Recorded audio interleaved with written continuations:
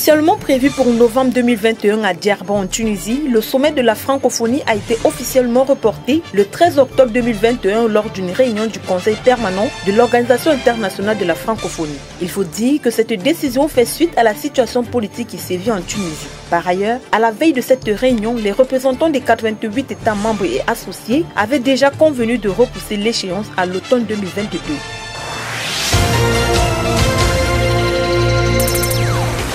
Au Cameroun, suite à la signature le 25 juin 2021 à Yaoundé du mémorandum d'entente en vue de la réalisation des deux projets d'infrastructure de grande envergure que sont la voie ferrée de 561 km devant relier la localité minière de Mbalam au port de Kribi et le terminal minéralier multimodal sur la dite place portuaire, les documents y afférents ont été déposés il y a quelques jours au ministère des Transports pour validation. Il faut dire que l'on s'achemine vers l'implémentation de ces projets portés par Bestway Finance Limited et son partenaire Arsino Ressources Limited. Il faut souligner que ce projet qui dépend entièrement des investisseurs privés a toujours reçu le soutien constant et l'accompagnement du ministère des Transports, en plus de la collaboration de l'ensemble des administrations publiques impliquées dans la mise en œuvre du projet. Il faut d'ailleurs noter que ces différentes administrations sont parfaitement représentées au sein de l'équipe technique créée par la décision du ministre des Transports en date du 6 juillet 2021. Il est par ailleurs important de relever que cette équipe technique est chargée entre autres du suivi quotidien de toutes les activités liées au protocole d'entente, de l'évaluation et de la validation des rapports d'avancement des études soumis par le partenaire, de la validation technique des études de faisabilité du projet. Pour y arriver, le ministre des Transports Jean-Ernest Massenanga-Lebibeye avait personnellement présidé une réunion le 17 septembre dernier pour examiner minutieusement et sans complaisance l'étude de faisabilité du projet qui, selon Bestway Finance Limited, consiste en la construction et l'exploitation de 3 mines de fer à Vima, Badondo et Nadeba, situées au nord du Congo, à la construction d'une ligne de chemin de fer à double voie longue de 561 km et d'un terminal minéralier multimodal au port de Kribi.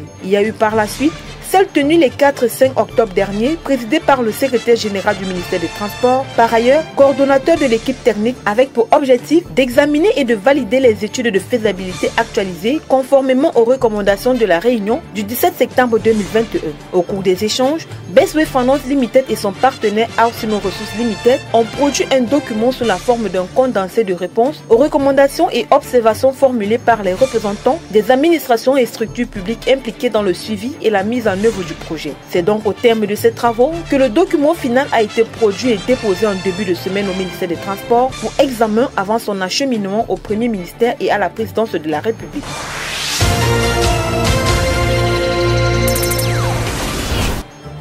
Au Cameroun, dans le but de mieux satisfaire et d'octroyer des crédits aux épargnants, la Cameroun Postal Service, en abrégé Campost, compte passer de caisse d'épargne à la banque postale. Selon le quotidien Cameroun Tribune, paru le 11 octobre dernier, la Campost s'est engagée dans la bataille de la modernisation de ses services à travers l'avènement du courrier électronique, l'ouverture des points mobiles dédiés à diverses transactions. Il faut noter qu'au cours de la journée mondiale de la Poste célébrée le 9 octobre dernier, sous le thème « Innover pour repartir », la Campost en a profité grâce aux journées portes ouvertes qu'elle avait organisées pour dévoiler au grand public ou aux entreprises citoyennes ces innovations de proximité.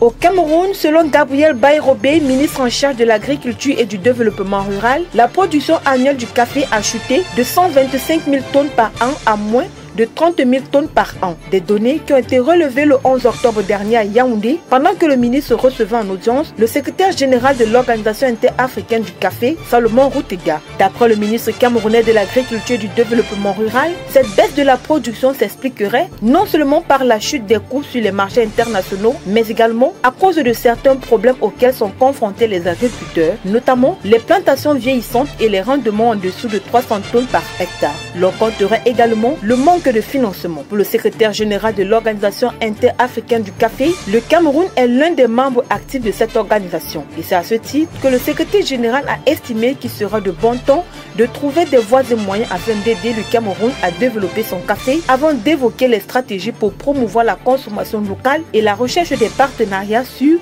pour un marché important.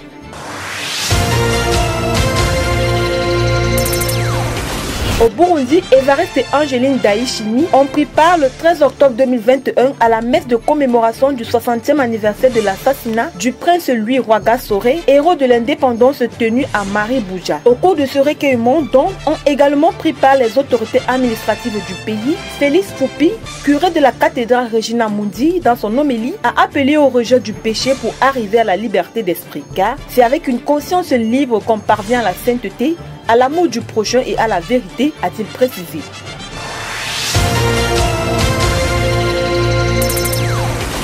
Suite à l'Assemblée générale extraordinaire tenue le 12 octobre dernier, le président de la Fédération camerounaise de football, en abrégé FECAFOOT, Sédou Mbombo Njoya, ainsi que les membres du comité exécutif ont été suspendus pour une durée de 5 ans. Dans le communiqué signé par l'Assemblée générale, les personnes suspendues ont également été interdites de toute activité liée au football. L'Assemblée générale extraordinaire reproche à Sédou Mbombo Njoya et aux membres du comité exécutif des violations répétées des statuts de la FECAFOOT. Il faut dire qu'au cours de cette réunion extraordinaire, un comité exécutif provisoire en charge de gérer les affaires courantes de la FECAFOOT a été mis en place pour une durée de 6 mois.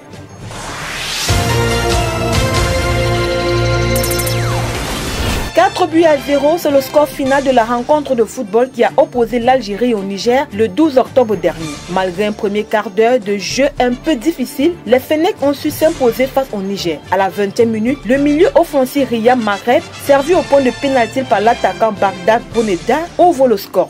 Puis à la 33e minute, suite à un gros cafouillage aux abords de la surface nigérienne, le ballon parvient à Aïssa Mandi. Le défenseur algérien frappe en pivot et inscrit le deuxième but. Ensuite, Ismaël Benasser conclut un beau mouvement à 3 avec une passe en profondeur du milieu Youssef Belaï vers le meneur de jeu Sofiane Begouli qui a l'intelligence de glisser à Benasser en retrait.